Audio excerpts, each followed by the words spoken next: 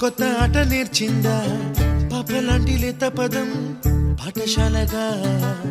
కూనలమ్మ జానపదం పల్లె దాటి వచ్చిందా చవడిల జానతనం